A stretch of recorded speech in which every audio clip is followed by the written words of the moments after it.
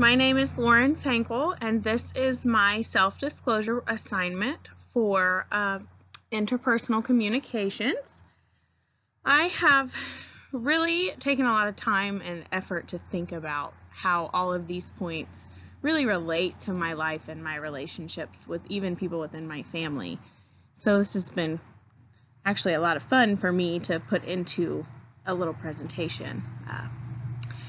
So I chose The Webs We Weave.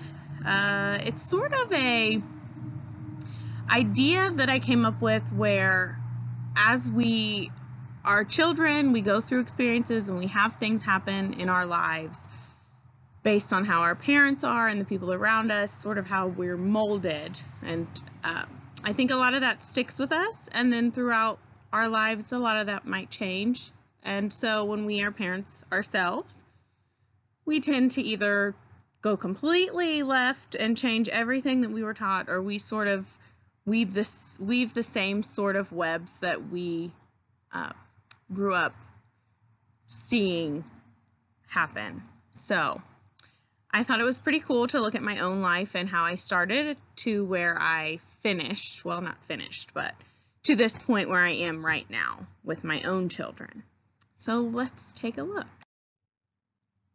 My very first slide is a picture of my mother holding me as an infant. This was all the way back on July 4th of 1992. I picked this picture because it really shows to me a woman that has this new baby, and she's so happy and proud and ready to see what life might bring to her and to that child. I used collectivistic culture here. Collectivistic culture is a culture that focuses on something other than oneself. So the family or how the community might benefit, anything that's not specific to one person. And my mom ended up as a single mom. So for her, that was really important. That was a really big part of her life and who she was and how she was as a parent. Supportiveness is next. This is a photo of my uncle, actually. He's 14 months older than me.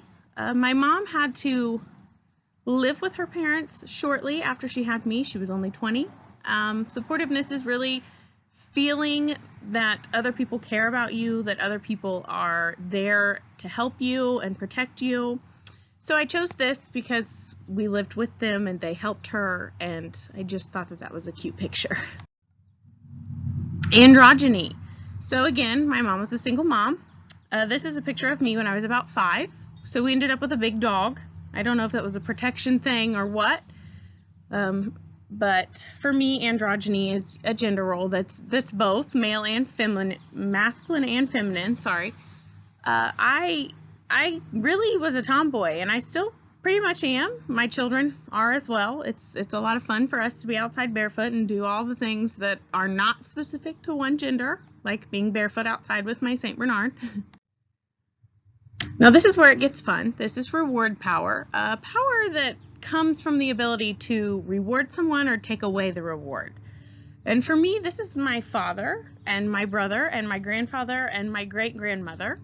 My father really likes this one. He likes to prove that he can give you something and he can take it away as quickly as he wants if you don't act the way he would like you to. And he still pretty much does that. Grief, the process of dealing with a major loss in your life of any form. This is the man that was my mom's best friend. He was a really big role model for me. He was like a father.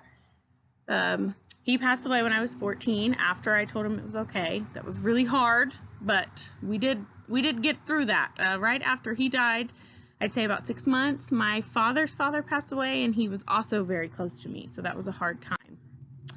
Now we are at contempt and neuroticism. Contempt is a feeling of superiority. I am better than you, sort of thing. And neuroticism is when you think poorly of yourself because of how you are treated. If you can tell, I'm not in this photo. That's my father and his wife and her daughter and his son and their families. My children and myself were not involved, so you can kind of guess why I feel those ways about that photo.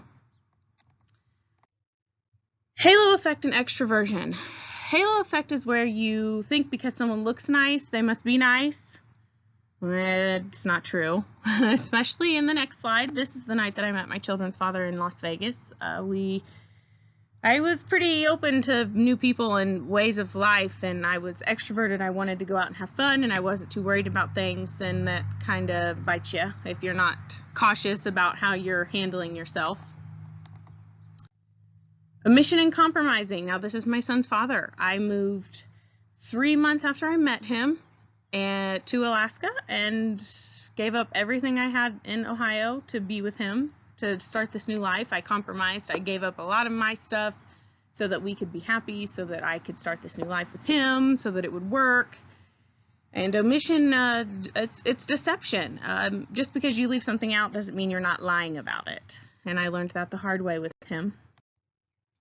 Recency effect. Okay, so this is a photo of me pregnant with my daughter, our second child.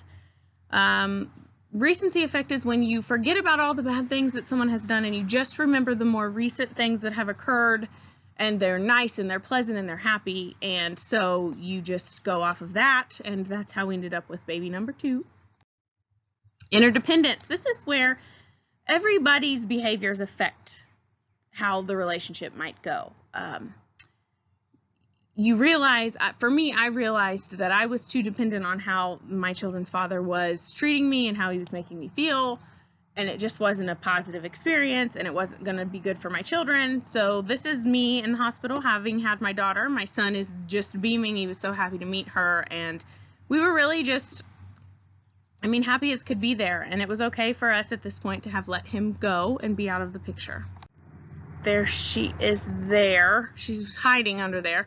Supportiveness, back to feeling that people care about you, that people want to be there for you, that they want to support you, that it's all good. And this is my sort of weaved web of supportiveness. I have my children, I have my mother, my grandmother, we have our friends, we have our family, and it's really just a good way to be. And I'm happy with the way that our web is being weaved, with or without missing links. Anyways, thanks for listening.